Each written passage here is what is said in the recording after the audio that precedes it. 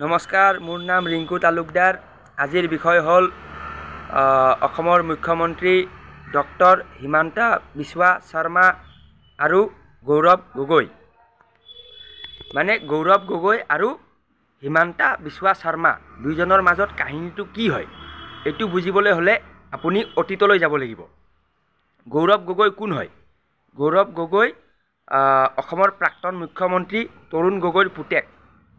আৰু হিমন্ত বিশ্ব শৰ্মা তেওঁ কোন হয়? তেওঁ হ'ল বৰ্তমানৰ অসমৰ মুখ্যমন্ত্ৰী হয়।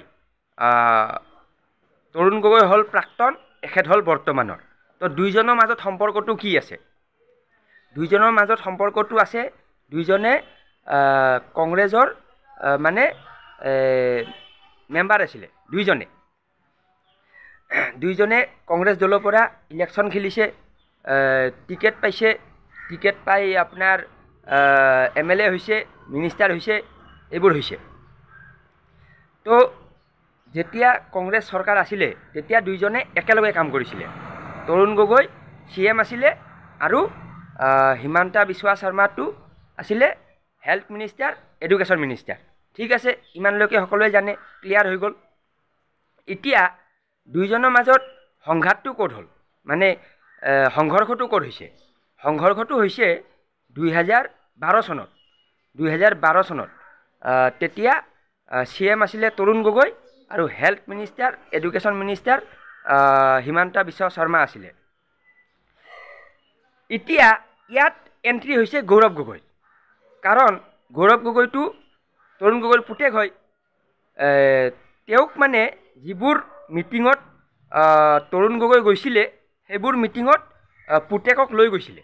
পুতেকক লৈ গৈ মানুহবোৰৰ লগত চিনাকি কৰাই দিছিলে আৰু পুতেকক মানে মঞ্চৰ একদম বাপেকৰ কাষৰ চিটটোতে পুতেকক বহাইছিল।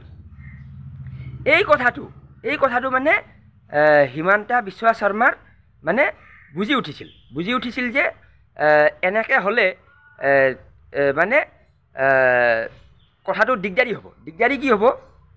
মানে লাহে লাহে পুতেকক বেছি গুৰুত্ব দিছিল আৰু বৰ্তমানৰ CMক গুৰুত্ব কমাই দিছিল।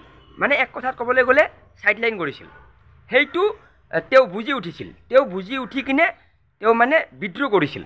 সেইটো মানে তেওঁ এটা টীম বনালে, টীমটোৰ নাম হ'ল দাদা ব্ৰিগেড। দাদা ব্ৰিগেডত আছিলে পীযুষ হাজৰিকা, জয়ন্ত মল্ল বৰুৱা, মানৱ ডেকা, এনেকৈ 9জন আছিলে। 9জন এটা গ্ৰুপ বনাই সেই গ্ৰুপটো দিল্লীত গৈছিলে। দিল্লীত গৈ ৰাহুল গান্ধীক লগ ধৰিছিলে আৰু ৰাহুল গান্ধীয়ে তেতিয়া পাত্তা নিদিলে। এইখিনিলৈকে জানি লওক, ইয়াৰ পিছত কাহিনী আহি আছে। তো ঠিক আছে, ধন্যবাদ।